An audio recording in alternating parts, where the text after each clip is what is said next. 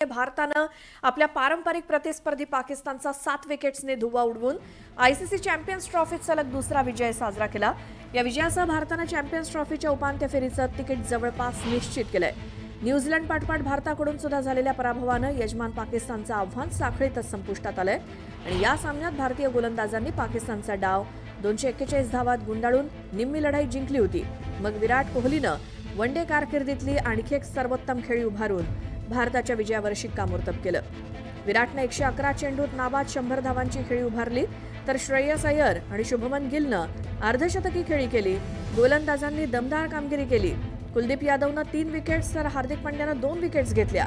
अक्षर पटेल, हर्षित राणा आणि रवींद्र जडेजा यांनी प्रत्येकी एक विकेट्स घेत पाकिस्तानला 241 धावांवरतीच रोखलं।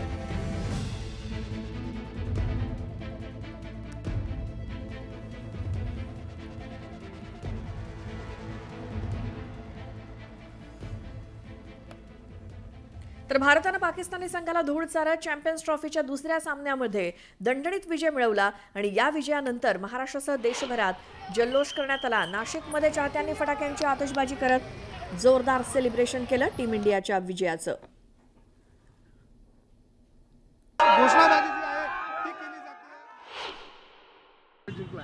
खूप आनंद होतोय।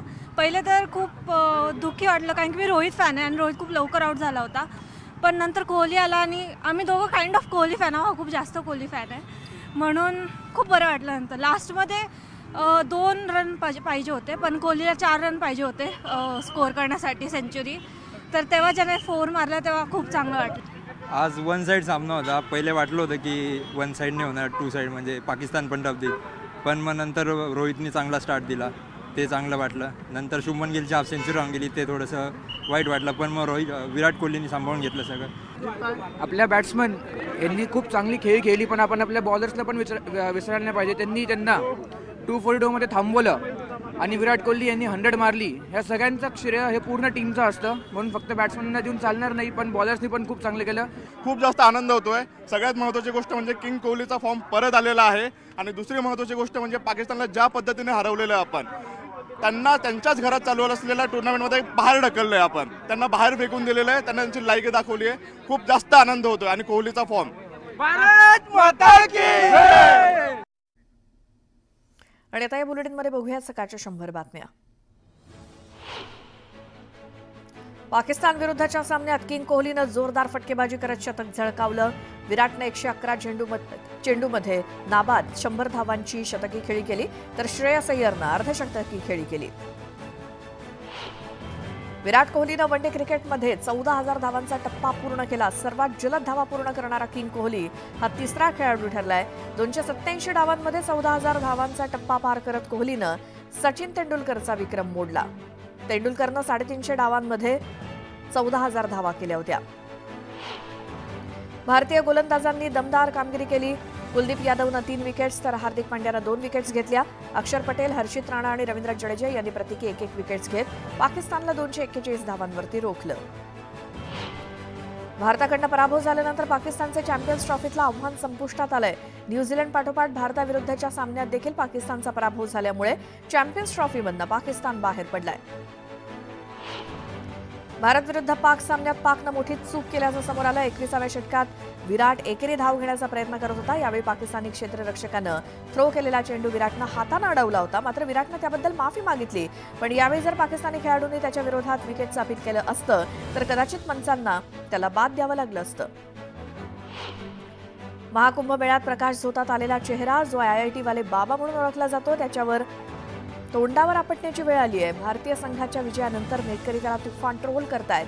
विराटसह टीममधील सर्वांनी कितीही जोर लावला तरी दुबईच्या मैदानातील सामन्यात भारतीय संघ जिंकणार नाही असं त्यानं म्हटलं होतं। गेल्या काही महिन्यांपासून विराटवर टीका होतीये, मात्र यावरनं त्यानं उत्तर दिलंय, चला माझा खेळ चांगला समजतो, बाहेरची मतं दूर ठेवणंच महत्त्वाचं होतं। मी माझा स्पेस सांभाळला आणि माझ्या ऊर्जेची आणि विचारांची काळजी घेतली। मला इतकंच सांगतो की मैदानात प्रत्येक चेंडूवर 100% देत राहायचं, देव त्याचं फळ देतो असं उत्तर विराटनं टीकाकारांना दिलं। कोहलीच्या खात्यात चॅम्पियन्स ट्रॉफी स्पर्धेत एकही शतक नव्हतं. पाक विरुद्धच्या सामन्यात आपला अतिशय उत्तम कामगिरीच्या जोरावर विराटनं काल शतकी खेळी करत कोट्यावधी भारतीयांची मनं जिंकल्याचं बघायला मिळालं. यासोबतच विराटनं चॅम्पियन्स ट्रॉफीतलं शतक देखील आपलं पूर्ण केलं. चॅम्पियन्स ट्रॉफीत भारत विरुद्ध पाकिस्तान सामन्यात अपेक्षेप्रमाणे शेकडो कोटींचा सट्टा लागला. सामना सुरू होण्याच्या अगोदरच सट्टा बाजारानं भारताच्या विजयाचा अंदाज वर्तवला होता. पाकिस्तानच्या इनिंगमधील 28 ते 33 ओव्हर दरम्यानचा कालावधी सोडला तर पूर्ण वेळ सट्टा बाजाराचा कल हा भारताकडेच होता. मात्र काहीतरी वेगळं घडेल या आशेत ज्या सट्टेबाजांनी पाकिस्तानवर पैसे लावले त्यांना नुकसान सहन करावं लागलं. विराट कोहलीनं पाकिस्तान विरुद्धच्या सामन्यात अझरुद्दीनचा 25 वर्षांपासून अबाधित असलेला विक्रम मोडीत काढला. वनडेत सर्वाधिक झेल घेण्यासह कोहलीनं विक्रमाला गवसणी घातली. कोहलीनं कुलदीप यादवच्या गोलंदाजीवरती नसीम शहाचा झेल टिपला आणि कोहलीनं 299 सामन्यातील 157 झेलसह मोहम्मद अझरुद्दीनला मागे टाकलं. पाकिस्तानवरील भारताच्या विजयाचा आनंद देशभरात दिसून येतोय. क्रिकेटप्रेमी जल्लोष करताना दिसतायत. भारताच्या विजयानंतर मुंबईत लहान मुलांनी देखील जल्लोष केला. भारतानं पाकिस्तान विरुद्धचा क्रिकेट सामना जिंकताच पुण्यातल्या एफसी रोडवर तरुणांनी जोरदार जल्लोष केला. हातात तिरंगा आणि विराट कोहलीचे पोस्टर्स घेऊन पुण्यातल्या गुडलक चौकात तरुणाई रस्त्यावरती उतरली. भारताच्या विजयानंतर सोलापुरात सुद्धा जल्लोष करण्यात आला. क्रिकेट चाहत्यांनी फटाके फोडत टीम इंडियाच्या विजयाचा आनंद साजरा केला.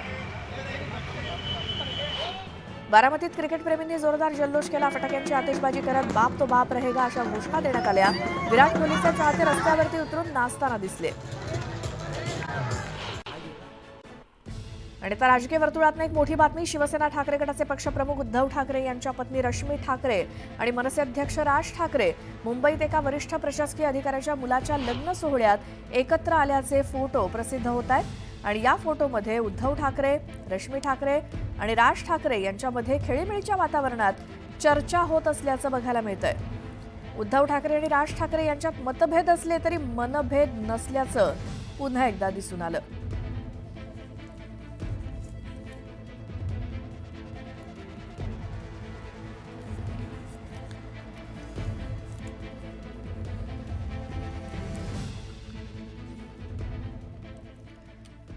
पुन्हा पाहूया सकाळच्या 100 बातम्या. राष्ट्रवादीच्या कोअर कमिटीची बैठक पार पडली. या बैठकीतनं स्थानिक स्वराज्य संस्थांच्या निवडणुकीच्या तयारीला लागा अशा सूचना वरिष्ठ नेत्यांकडून शहराध्यक्ष आणि जिल्हाध्यक्षांना देण्यात आल्या. मतदारसंघनिहाय बैठका घेण्याच्या सूचना देण्यात आल्या. उपमुख्यमंत्री एकनाथ शिंदे यांच्या बालेकिल्ल्यात मंत्री गणेश नाईकांचा जनता दरबार भरणार आहे. आज ठाण्यामध्ये गणेश नाईक जनता दरबार घेणार आहेत. पक्षवाढीसाठी भाजप असे कार्यक्रम आयोजित करत असून बॅनरच्या माध्यमातून जोरदार शक्ती प्रदर्शन करण्यात येत आहे. त्यामुळे आता शिंदेंची कोंडी करण्याचं राजकारण सुरू असल्याच्या चर्चांना उधाण आलंय. ठाण्यामध्ये जनता दरबाराच्या आयोजनावरनं गणेश नाईकांनी स्पष्टीकरण दिलं. प्रत्येकालाच मंत्रालयात यायला जमत नाही. नागरिकांनी व्यथा मांडता यावी म्हणून नवी मुंबई आणि पालघरनंतर ठाण्यात जनता दरबार भरवला जाणार आहे असं नाईक म्हणाले. रिपब्लिकन पक्ष महायुतीसोबत असताना राज ठाकरेंची गरजच काय असा सवाल विचारत रामदास आठवलेंनी जोरदार टोला लगावला. आगामी महापालिका निवडणुकीत राज ठाकरेंना सोबत घेतल्यास दक्षिण भारतीय तसंच उत्तर भारतीय आणि गुजराती मतदार महायुतीपासून लांब जातील असं वक्तव्य त्यांनी केलं. बच्चू कडूंनी लाचारी स्वीकारली असती तर कोणत्याही पक्षाचा पाठिंबा घेऊन आमदार होता आलं असतं. पण मी शेतकऱ्यांसाठी लढतोय. शेतकऱ्यांच्या हितासाठी माझा कितीही वेळा पराभव झाला तरी त्याची पर्वा नाही असं वक्तव्य बच्चू कडूंनी केलं. धाराशिवच्या परंड्यामध्ये आयोजित एका कार्यक्रमात आमदार सुरेश धसांनी सत्कार नाकारला. परंड्यात सुजितसिंह ठाकूर आणि ग्रामविकास मंत्री जयकुमार गोरेंचा सत्कार आयोजित करण्यात आला होता. या कार्यक्रमात सुरेश धसांनी सत्कार घेण्यास नकार दिला. संतोष देशमुखांना न्याय मिळत नाही तोपर्यंत सत्कार स्वीकारणार नाही अशी भूमिका त्यांनी घेतली. भारतीय जनता पार्टीतील अमिताभ बच्चन आणि धर्मेंद्र म्हणजे माजी आमदार सुजितसिंह ठाकूर असं वक्तव्य सुरेश धस यांनी केलं. ठाकूर यांनी कुठलीही अपेक्षा न ठेवता पक्षाची सेवा केली. त्यांच्या निष्ठेचं फळ त्यांना मिळायला हवं असं देखील सुरेश धस म्हणाले. सुजितसिंह ठाकूर यांच्या वाढदिवसानिमित्तानं आयोजित सत्कार समारंभात ते बोलत होते. दलितांवर अत्याचार झाला की आरोपीला लवकर पकडलं जात नाही असं म्हणत रामदास आठवलेंनी सरकारला घरचा आहेर दिला. दलितांवरती होणाऱ्या अत्याचारासंदर्भात मुख्यमंत्र्यांना भेटणार असल्याचं आठवले म्हणाले. शरद पवारांच्या मनात कटुता नाही. जिथे वार करायचा तिथेच वार ते करतात अशी प्रतिक्रिया जितेंद्र आव्हाडांनी दिली. मोदी आणि पवारांचे चांगले संबंध आहेत मात्र राजकीय बोलत असताना ते मोदींनाही सोडत नाहीत असं आव्हाड म्हणाले. संजय राऊतांनी साहित्य संमेलनाच्या अध्यक्षा उषा तांबेंना पत्र लिहित गोरेंच्या वक्तव्यावरती अनेक सवाल विचारलेत। राजकीय विचारसरणीच्या दबावाखाली येऊन संमेलन केलं हे शोभणारं नसल्याचं राऊत म्हणाले। संमेलनाच्या व्यासपीठाचा गैरवापर केला त्याची जबाबदारी संमेलन घेणार काय असा सवाल संजय राऊतांनी केला। विज्ञान मराठी समारंभ हा राजकीय संस्कार दाखवणारा होता। साहित्य संमेलनात राजकीय समतोल कसा असावा याचं उदाहरण दिल्लीतल्या संमेलनातून मिळालं अशी भावना मंत्री उदय सामंत यांनी व्यक्त केली। व्यासपीठावर बसण्यापेक्षा त्या कार्यक्रमाला राजेश्वर कसा द्यायचा यासाठी राज्य सरकार प्रयत्न करत असतं अशा भावना देखील त्यांनी व्यक्त केल्या। शिवसेना मुख्य नेते आणि उपमुख्यमंत्री एकनाथ शिंदे आज कुंभमेळ्यात सहभागी होणार आहेत। प्रयागराज इथल्या संगमावरती ते स्नान करणार आहेत। एकनाथ शिंदेंसोबत शिवसेनेचे मंत्री आणि नेतेही संगम तीरावर स्नान करतील। महाराष्ट्र एकीकरण समितीच्या पदाधिकाऱ्यांनी अजित पवारांची भेट घेतली। सीमा प्रश्नावर नव्यानं समिती नेमण्याची मागणी करत सीमा प्रश्नी बैठक होत नसल्याची खंत एकीकरण समितीनं व्यक्त केली। दरम्यान अजित पवारांकडून बैठक घेण्याचं आश्वासन देण्यात आलंय। जळगाव